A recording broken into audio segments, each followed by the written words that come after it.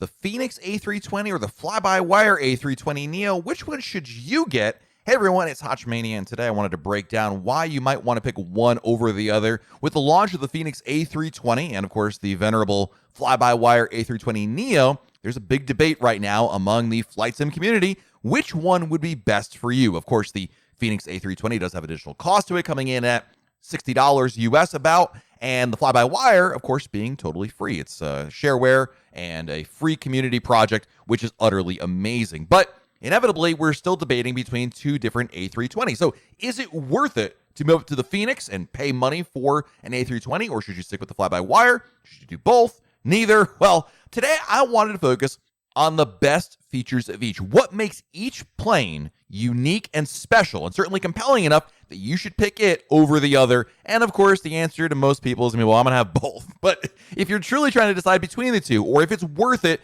probably to pay for the Fenix as opposed to sticking with the free fly-by-wire, here's what I'm going to talk about. So let's start off with the Fenix A320, which of course just came out. It is a CEO engine, not the Neos that you find on the fly-by-wire. There's 6 things that really stand out to me. And this isn't the only 6 things, but these are 6 things that make it stand apart from the fly-by-wire. First and foremost, a more detailed MCDU. You've got secondary flight plans, disconnected co-pilot from the pilot, company messages. This is a huge advantage for people who really are looking for the deep depth of the Fenix. And that's what it really delivers on. The biggest plus of the Fenix is that the flight computer can use wind data to calculate VNAV. And the overarching theme here, when you're talking about the Fenix versus the fly-by-wire, is the deeper system. Systems are more realistic and take into account far more information to give you a more quote-unquote authentic flight experience. Number 2 are the flight planning tools. You know, Fenix really spent a lot of time on their EFB. Both planes do have an EFB, but Fenix's has a lot of flight planning tools to help you with takeoff and landing calculators.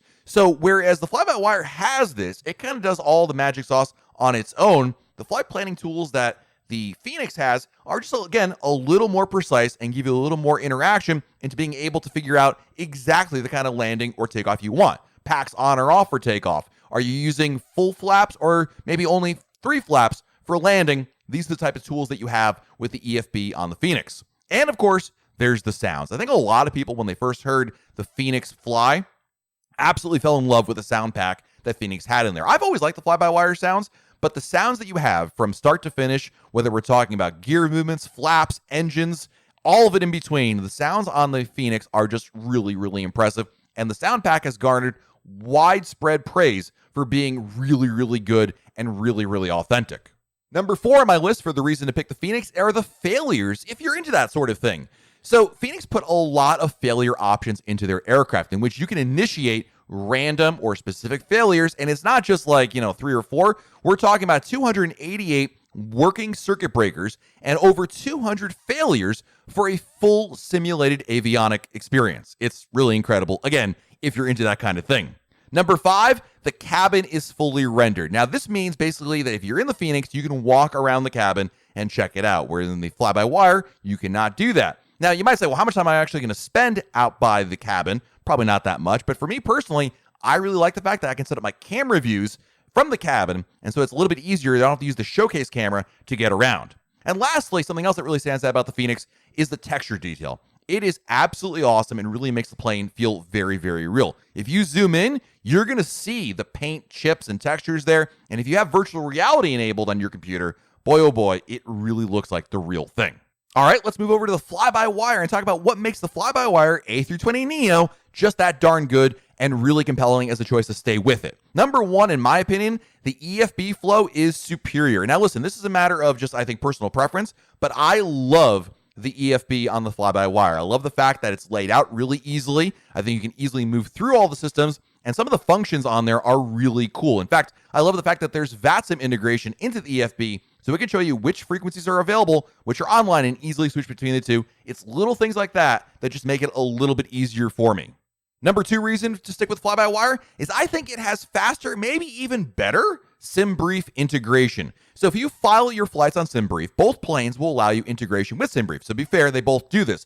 But fly-by-wire does a lot more of it for you, so there's less clicks to go from cold and dark to ready to fly. Now, again, not a major difference, but there's just enough that it's faster and it integrates more into there So I just find it a little bit smoother and a little bit faster to get me going, which at the end of the day is always appreciated. Number 3, it's definitely easier to land the Fenix. And I'm not saying this is realistic or not. I'm just saying that the fly-by-wire is easier to land than flying the Fenix, especially on landing. I'm not sure what the situation is. Maybe I'm just not used to the Fenix, quite frankly. But when I land the Fenix, I have to pull all the way back on the stick. And there seems to be a lot more like movement in the last 100 feet or so. Whereas the fly-by-wire seems to be a little bit easier to manage. Now, I'm sure there's some people who are going to comment, well, the reason why you're seeing that is because the Fenix has more advanced flight system. It's more realistic. That could be very much the case. I don't know that. I can just tell you that so far my landings in the Fenix have not been nearly as good as my landings in the fly-by-wire. So we'll have to see how that works out, and maybe a month from now, I'll change my mind on this. Something else that for right now, the fly-by-wire has an edge with is better performance. The Fenix is definitely not better for performance or frames per second than the fly-by-wire, and quite frankly, I think it may be even a little bit worse. Now, to be fair, Fenix has been working on the issue to improve them, so given a little bit more time, this may or may not be an issue anymore. In fact, they've already released a patch that already addresses or attempted to address the performance, but at the end of the day, it's still a little bit more sluggish in the Fenix compared to the fly-by-wire, especially when you're on the ground.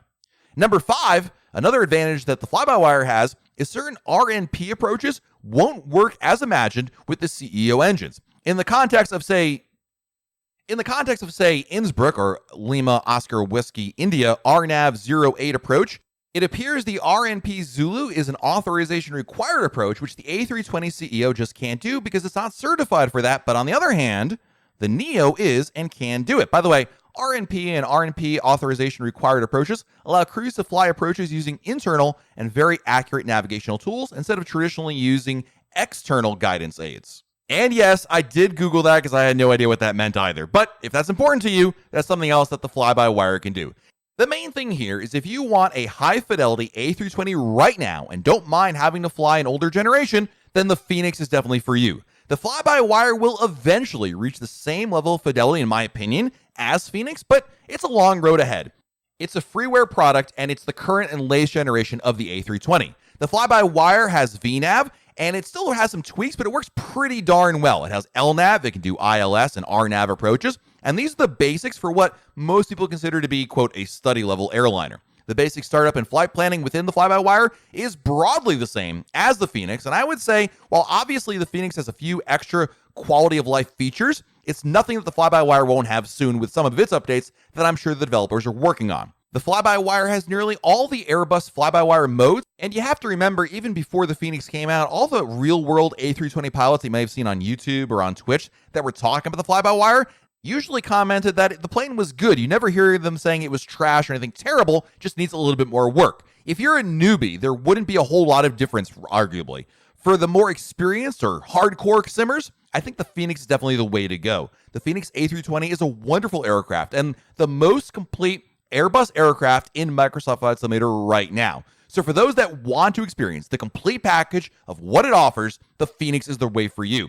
Fenix has modeled the A320 physical model pretty much to perfection, while fly-by-wire is based on the Asobo model, which has significant shortcomings. But fly-by-wire is working on a new model, so that should improve their case going forward. Let me know in the comments below what you think of the fly-by-wire versus the Fenix A320. Which one should you pick, and what would be your recommendation for somebody who's brand new to flight simming? Let me know in the comments below. If you like this video, hit the like button, and please subscribe to our channel. It would mean so much to me if you hit that subscribe button. We're trying to get to 1,000 subscribers, so that way we can do all sorts of fun things here on the channel. This has been Hotchmania, and we'll talk again real soon.